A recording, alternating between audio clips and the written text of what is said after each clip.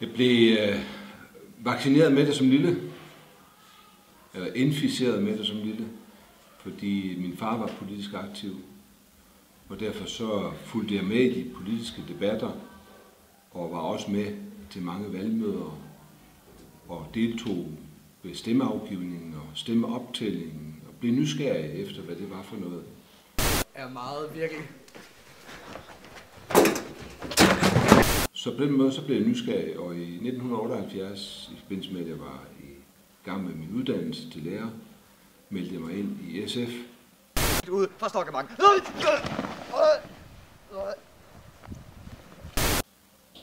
Og så kom jeg her til Vester Skærninge i 1980. Og kort tid efter var der kommunalvalg i 1981. Og af forskellige grunde så blev jeg opstillet som kandidat og valgt i 1981. Hvem skyder?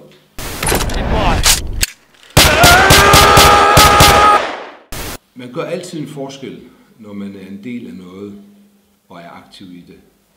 Sådan enkeltstående resultater, hvor man lige kan gå ind og pege på, det er min fortjeneste. De er svære, men man skal jo lytte til, hvad andre siger. Man skal selv bidrage, og på den måde er man med til at flytte nogle forhold for borgerne.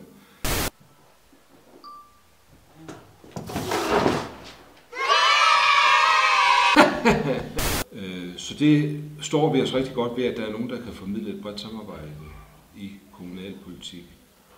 Vi siger tak, fordi I har 4 timer til, ellers bliver det deres fritid. Den kommer til nok også til at bruge.